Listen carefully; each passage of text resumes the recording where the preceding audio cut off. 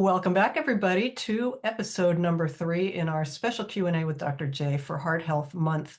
This episode is on strokes, and that's a scary word, and it's never pretty when somebody has a stroke, so we want to be proactive if there is anything that we can do. So we thought it would be interesting to see if there is a relationship between genes and the potential or possibility of having a stroke. So are there specific genes that can increase the risk of a stroke? Yeah, absolutely, there are. And this one really occurs in the methylation cycle, largely. There are other genes that lead to it as well, but high homocysteine levels, which you can see on your blood work, are often due to the body not being able to turn it into methyl groups and get it out of the body. And that homocysteine can lead to blood clots. Blood clots can break loose, of course, and go to your heart and cause a heart attack, or can break loose and go to your brain and cause a stroke.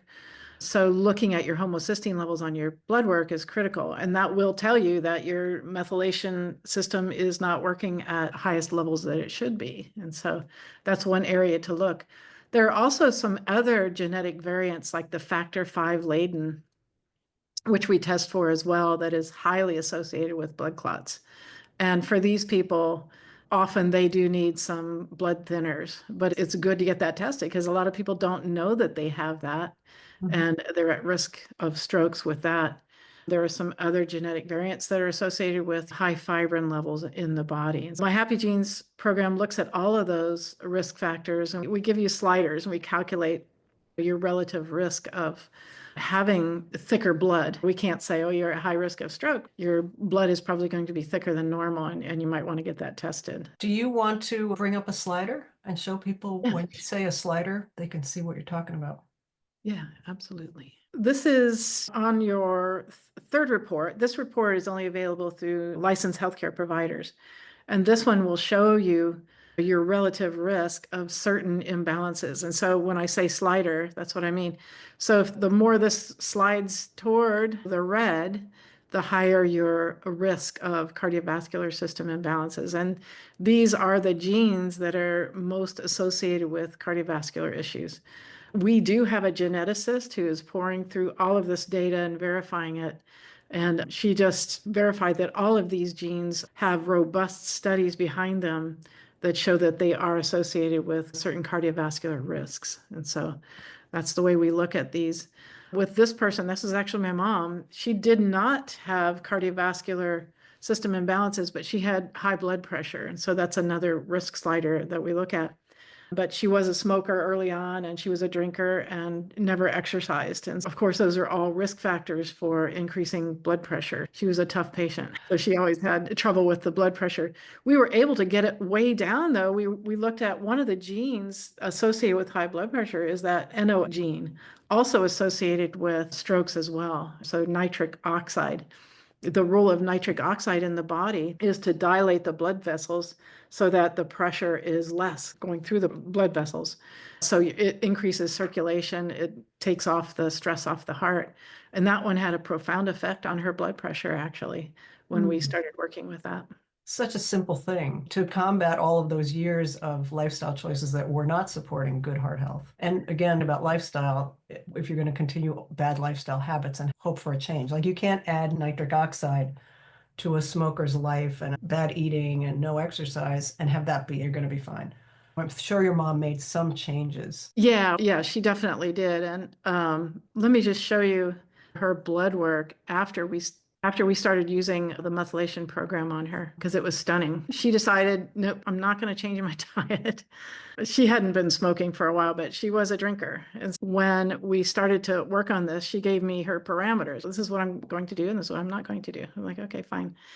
But you can see all the way to the right there, 2013, her cholesterol was 307 and her LDLs were 219. So this would throw up alarm flags for any cardiologist. Triglycerides were pretty high. HDLs weren't that high. Her hemoglobin A1C was into the diabetic zone, pretty much, or pre-diabetic. And 2016 is when we started putting her on the methylation program.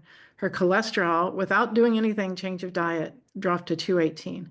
Her LDLs went down to 137, her triglycerides down to 75. HDLs dropped also, but our hemoglobin A1C went down to 5.7.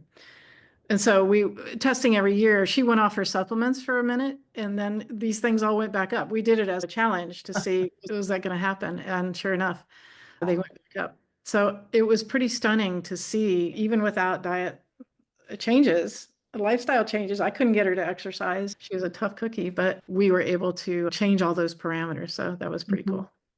Yeah, and especially in a conversation on another time about diabetes, but that A1C number tends to creep up as we age. With women, lower estrogen causes all kinds of problems. HDL can go down and LDL can go up, but those parameters that we're not talking about right now are also really important, triglycerides and A1C for heart health. People think of diabetes as a blood sugar disease. It is, but your heart is the thing that suffers, has been bathing in this sugar environment for who knows how long before you actually reach the diabetic threshold.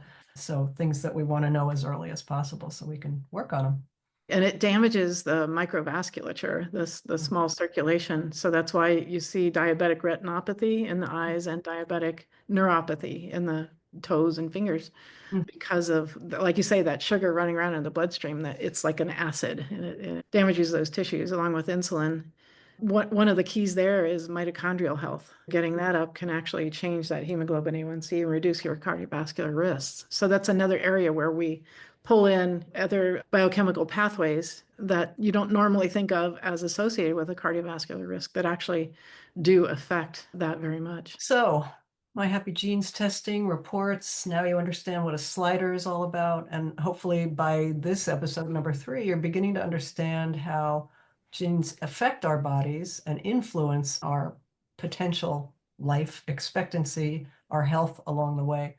But there's almost nothing that can't be enhanced or made better if we have the proper nutrients on board. And the way you get there is by having a practitioner or a medical professional who understands this interplay of genes and biochemistry, which is what we work with our practitioners to understand. Yeah, very much. So if you like this video, we're on number 3. We have one more. Do share it with your friends. Subscribe to the channel. We do Q&As on a regular basis. See you soon.